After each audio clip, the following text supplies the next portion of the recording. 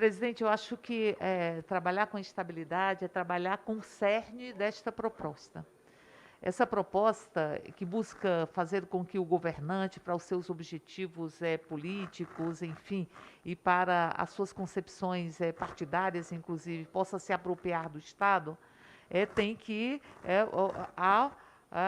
pressupõe que nós não tenhamos a prevalência da estabilidade.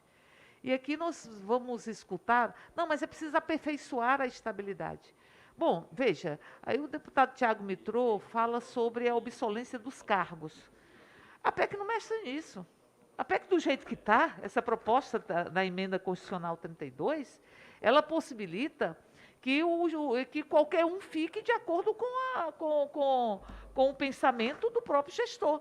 Ela rompe com a estabilidade, rompe com o concurso público, portanto, com a impessoalidade, e, ao mesmo tempo, coloca o Estado a serviço do próprio governante. É inadmissível isso.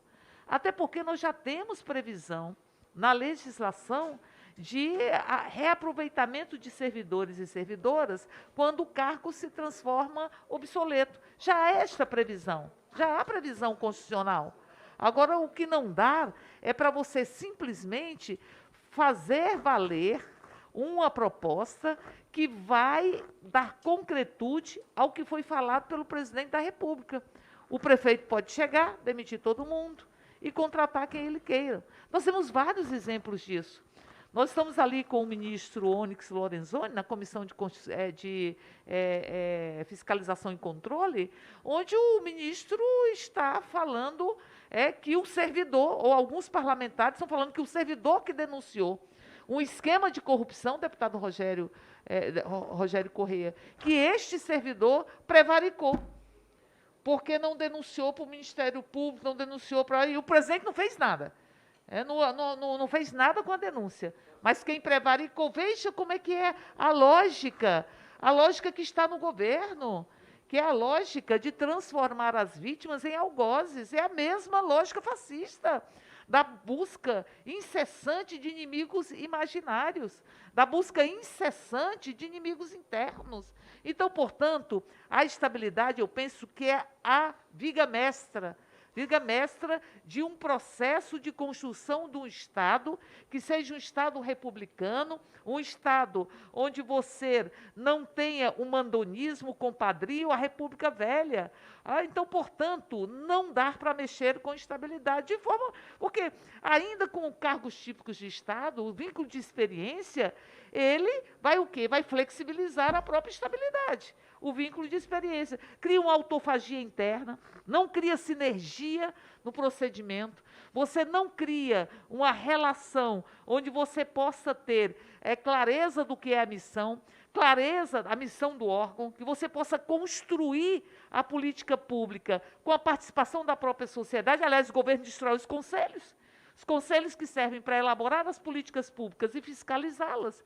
Então, nós temos que aprimorar a construção de um processo de gestão onde você possa ter uma devolutiva para a própria sociedade de como os órgãos estão sendo cumprindo ou não, as políticas estão cumprindo ou não a sua função. Então, portanto, sim, é inegociável. Estabilidade, ao meu pensar, é inegociável. Não dá para trabalhar com... Até porque é memória do poder público, é memória. O poder público, ele constrói uma memória, ele constrói uma relação com a própria política pública que não pode ser simplesmente rompida porque o governante quer colocar os seus apadrinhados. Então, veja, destruir a meritocracia, e o governo dizendo que está defendendo a meritocracia, está destruindo a meritocracia, está destruindo o concurso público, em grande parte dos vínculos, e, ao mesmo tempo, está eliminando a estabilidade. Nós temos exemplos, nós vimos aqui, eu vou concluir, presidente, nós vimos aqui a fala do superintendente, à época, da Polícia Federal, que perdeu a condição de superintendente.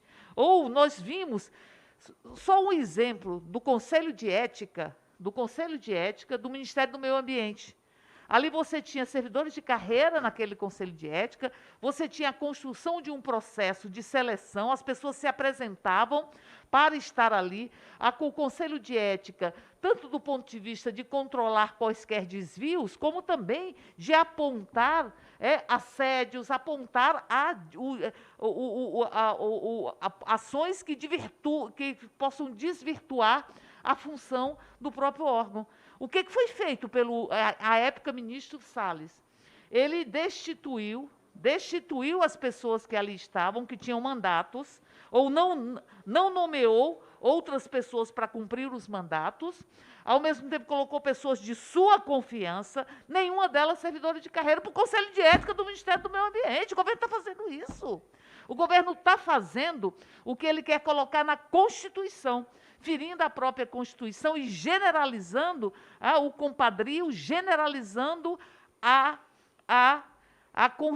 concepção de República Velha na construção do Estado. E eu só encerro aqui fazendo minhas palavras de quem disse que a Constituição Federal, a Constituição de 88, ela foi o grande salto na perspectiva de termos um Estado que sirva à política pública e que sirva ao povo e não aos governantes de plantão, porque eles passam, todos passam.